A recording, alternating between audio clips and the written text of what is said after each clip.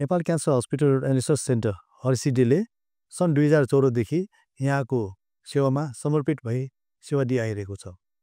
Nepal cancer hospital and research सेन्टरले आफ्नो सेवा यस अस्पताल मात्रभित्र सीमित नराखिकन हामीले नेपाली भरिमा विभिन्न संस्था र व्यक्तिहरूसँग मिलेर क्यान्सरको बारे कसरी बच्न सकिन्छ र क्यान्सरका लक्षणहरू के हुन् र यसो क्यान्सरबाट सुरुको अवस्थामा पहिचान गर्न के गर्न सकिन्छ भन्ने विभिन्न विषयहरूको साथ हामीले संसार नेपालभरि नै यो कार्यक्रमहरू गरिआएका छौँ। विगत 10 वर्षदेखि नेपालीहरूको क्यान्सर उपचार नेपालमा नै भन्ने मूल उद्देश्यका साथ स्थापना भएको यस अस्पतालमा हामीले यस विगत 10 वर्षदेखि क्यान्सरका बिरामीहरूलाई उत्कृष्ट हामीले सेवा गर्दै आएका छौँ। हाम्रो हस्पिटलमा हामीले क्यान्सरलाई चाहिने सबै जुन डायग्नोसिसका कुराहरूदेखि लिएर ट्रिटमेन्टका कुराहरूदेखि लिएर रेडिएसनका कुराहरूदेखि लिएर यी सबै कुराहरू चाहिँ हामीले आफ्नै हस्पिटलको आफ्नै छानामुनि एउटै छानामुनि चाहिँ हामीले यो हाम्रो हस्पिटलमा हामीले आफ्नो सेवा दिँदै आइरहेका छौँ। अब आउने भविष्यमा चाहिँ नेपालमा अझै नवीनतम क्यान्सरका टेक्नोलोजीहरूलाई भित्राएर नेपालमा नै एउटा नवीनतम क्यान्सरको लागि एउटा हस्पिटललाई अझै अगाडि लाने जमर्कोमा हामी अगाडि बढेका छौँ।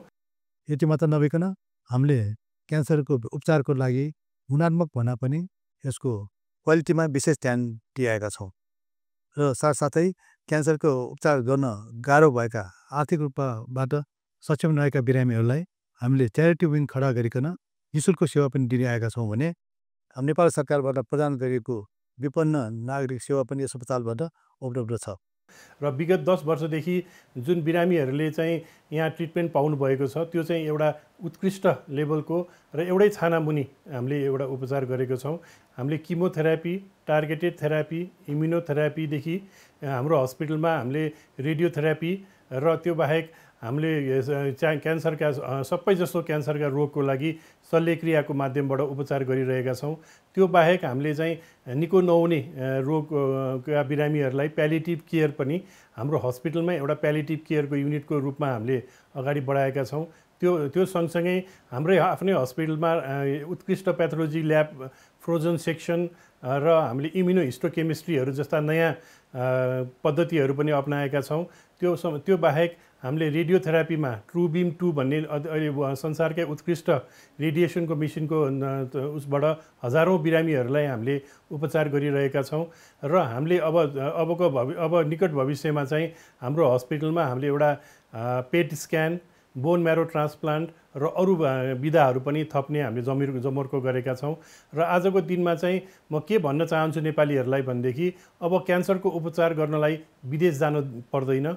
नेपालमा आफ्नै परिवेशमा बसेर सुपथ मूल्यमा नेपालमा सबै किसिमका क्यान्सर उपचार चाहिँ हामीले गर्दै आएका छौँ र अझै हामी गर्ने हाम्रो आफ्नो प्रतिबद्धता जनाउँछौँ। क्यान्सरसँग डराउने होइन, क्यान्सरसँग चाहिँ लडेर क्यान्सरलाई हामीले जित्न सक्छौँ र अरू जस्तै यो रोगलाई पनि हामीले समयमा उपचार गर्न सक्यौँ र समयमा राम्रो ठाउँमा गएर उपचार गर्न सक्यौँ भने क्यान्सरसँग डराउनु पर्दैन, क्यान्सर पनि निको हुन्छ। तर हामीले आफ्नो जीवनशैली, धुम्रपान, मद्यपानदेखि लिएर यी सबै कुरामा चाहिँ हामीले धेरै ध्यान दिनुपर्ने हुन्छ। हाम्रो क्यान्सरमा चाहिँ सबैभन्दा महत्त्वपूर्ण कुरा चाहिँ सुरुवातमै पत्ता लगाउने र आफ्नो शरीरलाई चाहिँ नियमित स्क्रिनिङहरू गर्न सक्यौँ भने क्यान्सरबाट पनि हामी निको पार्न सक्छौँ। म यहाँलाई के विश्वास दिलाउन चाहन्छु भने आजको दिनमा कोही पनि नेपाली क्यान्सरको बिरामीहरू आफ्नो निदान तथा उपचारको लागि विदेशमा जान आवश्यकता छैन।